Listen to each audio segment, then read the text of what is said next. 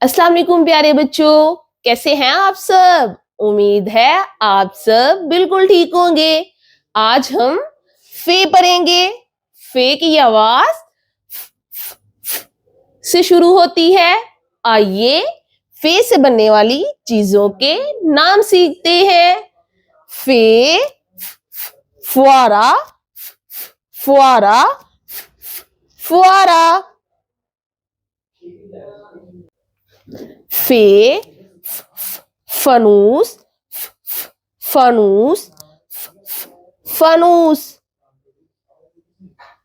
फे, football, football, football. फे, फाख्ता, फाख्ता, फाख्ता।